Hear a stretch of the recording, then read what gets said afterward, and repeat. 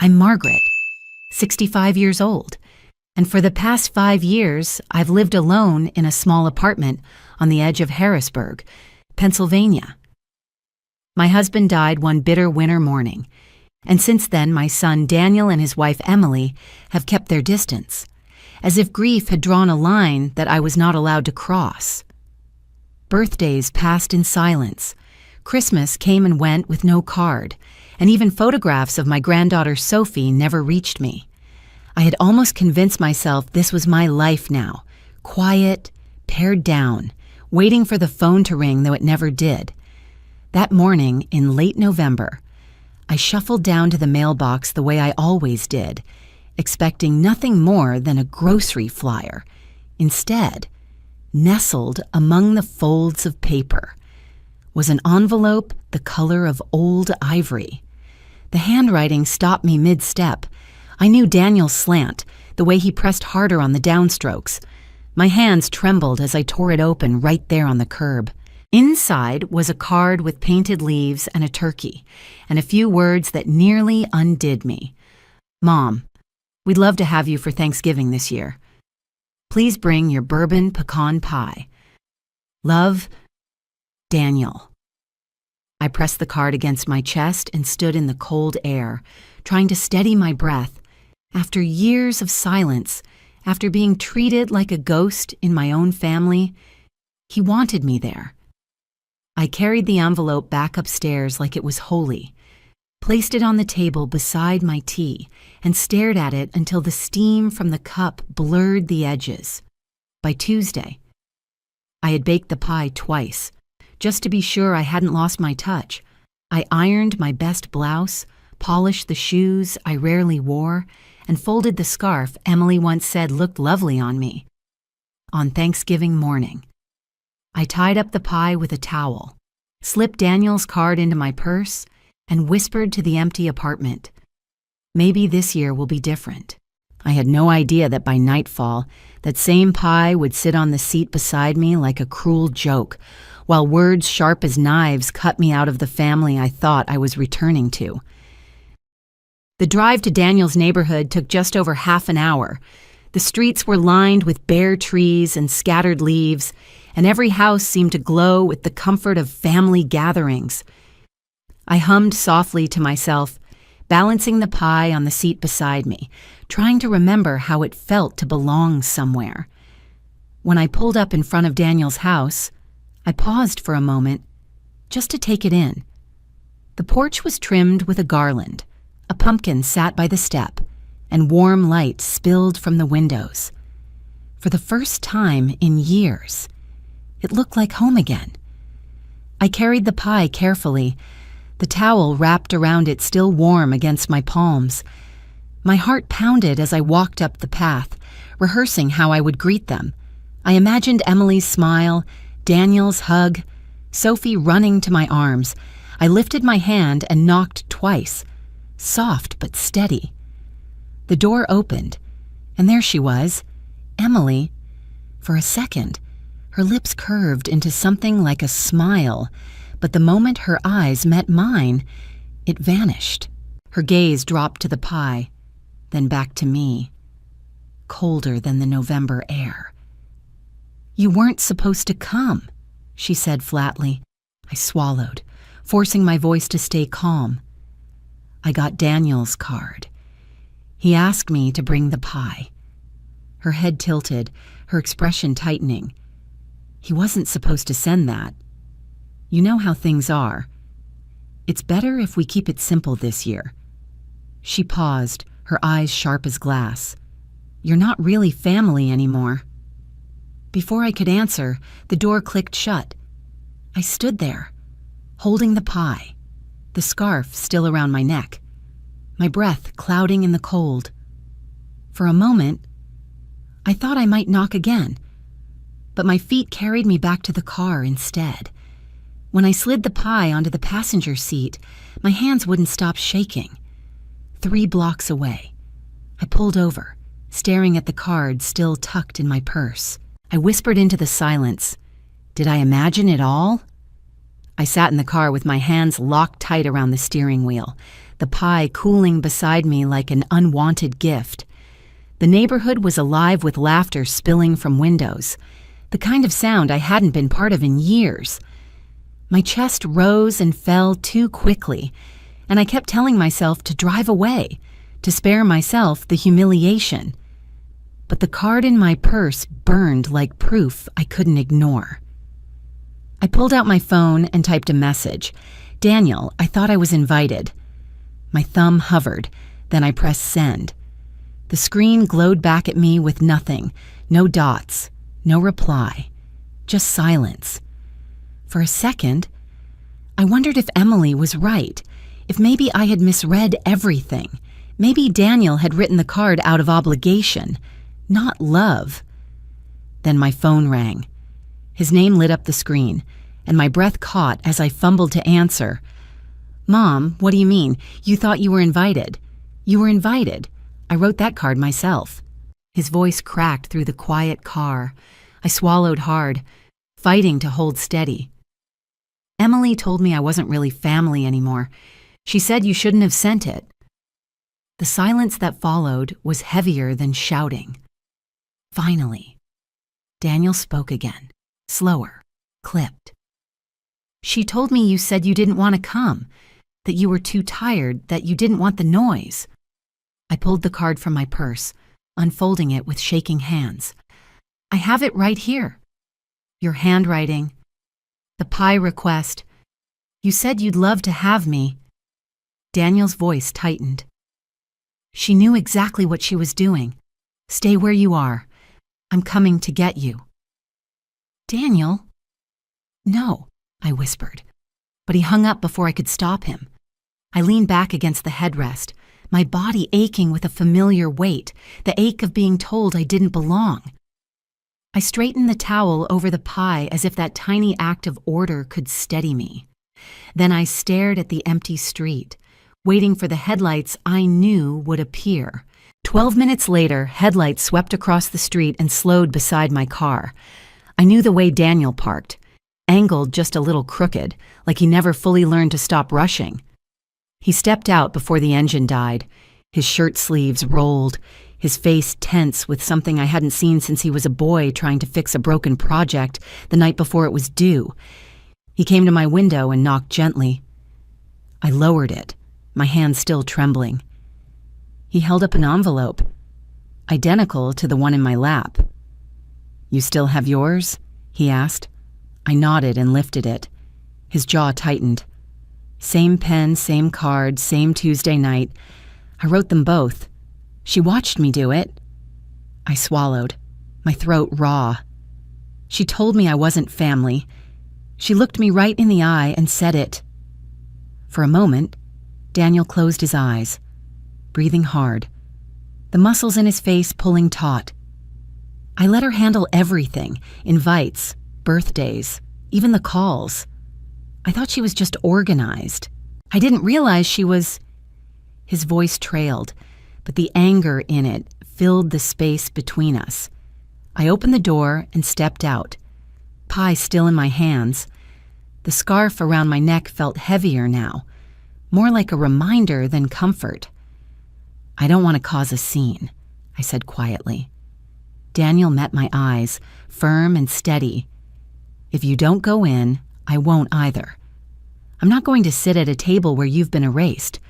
You're my mother, and if she has a problem with that, she can explain it to everyone else." His words stunned me. For years I had been shrinking, making myself smaller to avoid trouble. Now he was standing tall, making space for me. He reached for the pie in my hands. "Come on," he said softly. "I'll carry this. You carry the truth." Together, side by side, we walked toward the house. The porch light glowed steady, the wreath perfectly straight. This time, I wasn't alone when I knocked. Daniel didn't hesitate this time. His knuckles hit the door 3 times, firm and loud, nothing like the soft, uncertain knock I'd given earlier. The door opened slower than before.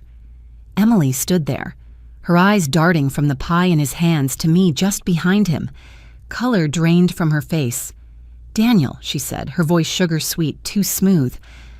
"What's going on?" Instead of answering, he lifted both envelopes, his in one hand, mine in the other. "Did you think I wouldn't notice?" His voice was steady, low, and sharp. Emily blinked, her mouth parting. I thought she declined. She said she wasn't feeling well, that she didn't want to come.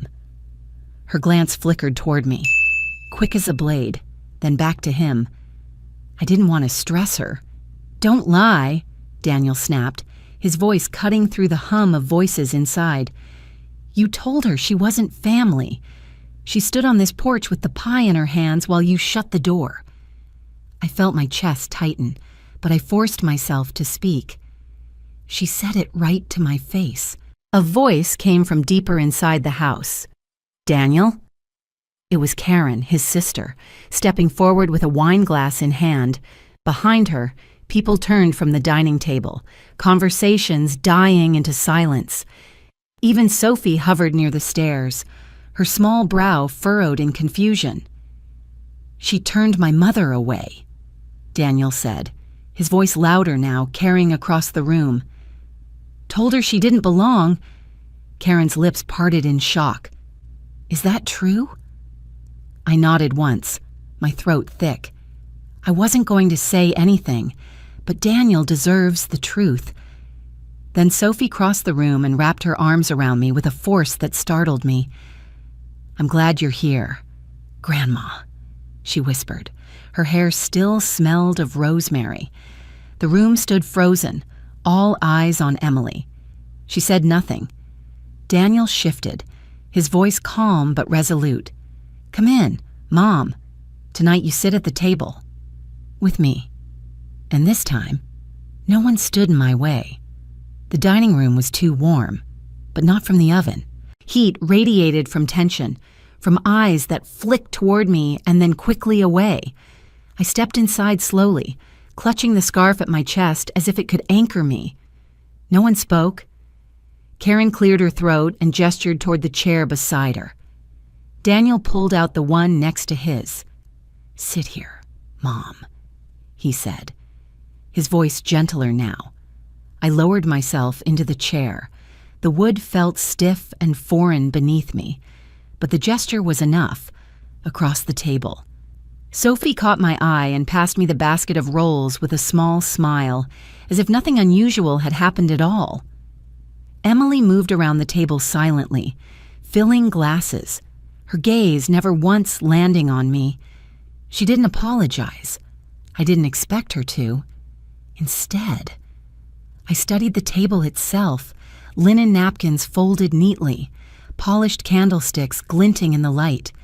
I remembered wrapping those candlesticks as a Christmas gift years ago, back when Emily still called me Mom, grace was said. But the words washed over me in fragments. My ears were tuned for something else, a whisper, a scoff, a sigh. None came. The food was beautiful. Mashed potatoes smooth as cream, carrots glazed with honey, stuffing heavy with sage. I placed a little of everything on my plate, careful not to seem ungrateful. Halfway through the meal, Sophie's voice broke the tension. "Grandma, remember the time you made a pie and forgot the sugar?" I laughed before I could stop myself. "That was a lemon chess. Your grandpa ate the whole thing and pretended it wasn't awful." Daniel chuckled. He said it was an acquired taste. A few people smiled. Even Karen shook her head fondly. For a moment, the air shifted. Emily sat 3 seats down, her fork barely scraping the plate, her silence heavy. But I didn't look her way. For the first time in years, I wasn't waiting for permission to exist. I was simply here. The Monday after Thanksgiving. The air outside carried the sharp bite of winter coming early. I was still replaying the night in my mind, the hushed room, Sophie's hug, the silence that followed Emily's lies. I thought I would feel broken, but instead I felt something steadier, like a crack had let in light. That morning, Daniel called. His voice was quieter than usual. "Mom, want to come with me to the thrift store?" "For what?" I asked, half smiling at the unusual request. "A table," he said simply. "Something small, big enough for pie, maybe a game of cards." I knew then what he was really saying. Just in case next year looked different, we needed a place that was ours. We walked through the aisles of worn wood and chipped paint, the smell of dust and pine cleaner heavy in the air. My fingers brushed over scratched tabletops, crooked legs, drawers that stuck. Then I saw it. An oval table, faded carvings along the edges, steady enough despite its age. It wasn't perfect, but it had space for 4 chairs. "This one," I said softly. Daniel lifted it without a word, loading it into his truck. Back at my apartment, he carried it up the narrow stairs and set it in the center of my kitchen. He gave the surface a little tap, like sealing a promise. "Can't wait to eat here." When he left, I stood staring at that table for a long while. It looked awkward in my small kitchen, but I didn't mind. I rolled up my sleeves and began to bake, not because someone expected it, not to prove I belonged, but simply because it felt good to let cinnamon and sugar fill the air again. The pie cooled on the windowsill, the house warm with scent and quiet hope. For the first time in years, I wasn't waiting to be asked. I was building a seat of my own. A year later, my apartment smelled of roasted garlic, pie crust, and nervous hope. The thrifted table Daniel and I had carried up those narrow stairs had been sanded and stained a warm honey brown. It still wobbled slightly on one leg, but I had grown fond of the tilt. I set out mismatched plates borrowed from neighbors, folded napkins that didn't match, and glass cups sitting beside plastic ones. Nothing was perfect, but it was mine. I had written every invitation by hand, no mass texts, no digital RSVPs, just folded cards, sealed and tucked into mailboxes with a simple line, "Come as you are, bring only yourself." Daniel arrived first, balancing a turkey in one arm and a 6-pack of ginger ale in the other. "Smells incredible in here," he said, kissing my cheek before setting the bird down on the counter. "The table looks good, too." Karen came next with a bundle of wildflowers wrapped in butcher paper. "They don't need to match," she said with a wink as she arranged them in a chipped vase. Sophie bounded in behind her, wearing a jean jacket covered in enamel pins and confidence. She plugged a small speaker into the wall and played a playlist she proudly called Grandma Vibes. There were 7 of us in total that night. Chairs borrowed, food imperfect, laughter spilling across the table. Every person there had chosen to come. Emily didn't respond to the invitation. No one mentioned her name, and for the first time, the silence wasn't heavy. It was space, open and unbothered. The meal was chaotic in the best way. Sophie burned the rolls. Daniel knocked over the cranberry sauce. Karen forgot the gravy in the microwave. We laughed until our stomachs hurt. When the bourbon pecan pie came out of the oven, Daniel raised his glass. "To Mom," he said, "for teaching us that family isn't managed. It's chosen." My throat tightened, but I smiled, letting the words settle into the walls of my home. The morning after Thanksgiving, my apartment was quiet again, but it wasn't the hollow quiet I had known for years. This was a quiet that felt earned, like the room itself was resting after holding so much laughter. I padded into the kitchen in my robe and wool socks, the faint smell of cinnamon still lingering in the air. Plates were stacked by the sink, crumbs dotted the table, and a crumpled napkin lay where Karen had scribbled down her recipe for apple pie. I set the kettle on the stove and turned toward the table. 7 chairs stood there. 6 of them had been filled the night before. The 7th was still tucked neatly under the edge, untouched. For a long time, I just stared at it. That empty chair had once symbolized the invitation I'd spent years waiting for, a place at someone else's table that was always denied. But now, looking at it, I felt something different. I realized I didn't need to wait anymore. I had written the cards, cooked the food, and pulled people into my home with my own hands. The ones who came brought themselves, not obligation, not guilt, just presence. That seventh chair wasn't a wound anymore. It was a reminder that I had made space, and space was enough. The kettle hissed and clicked. I poured the tea, added a swirl of honey, and carried the mug to the table. Without thinking, I reached for that empty chair and pulled it out. Then I sat. Not as a host, not as a guest, but simply as me. My phone buzzed on the windowsill. A message lit the screen. Best Thanksgiving ever. Love you, Grandma. It was from Sophie. I smiled, my hands warm around the mug, and typed back slowly, Love you too, sweetheart. Outside, the wind carried leaves past the glass, but this time I didn't feel like the seasons were leaving me behind. This time, I had chosen where to sit. In the weeks that followed, the apartment no longer felt like a stopover, some temporary corner where I waited for the phone to ring. It felt lived in, shaped by the people who had finally gathered here. Every crumb left on the table, every mismatched chair reminded me of something I had thought I'd lost forever: belonging. I spent more afternoons baking, not out of duty, but out of pleasure. The scent of butter and cinnamon drifting from my window had neighbors knocking on the door to ask what I was making. I gave away slices of pie to people I barely knew, and in return, I received small smiles, new conversations, threads of connection I hadn't expected. Karen called more often, too. She spoke less about Emily and more about plans of her own. Small things like visiting antique shops or taking Sophie to the library. It was as if the confrontation on Thanksgiving had stripped away a wall, leaving room for simple honesty. One Saturday, Sophie appeared with her sketchbook under her arm. She sprawled on the floor while I sat at the new table, peeling apples for another pie. She showed me drawings of a girl sitting alone beneath a tree, shadows curling around her.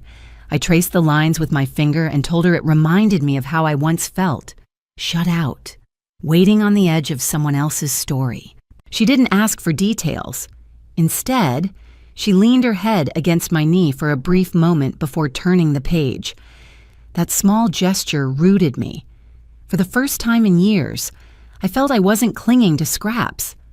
I was planting something real, something that could grow beyond me. The past still ached, but it no longer defined me. I had a table, a granddaughter's trust, and a son who stood beside me. Renewal wasn't a grand event. It was in the small, steady choices to stay, to bake, to open the door again.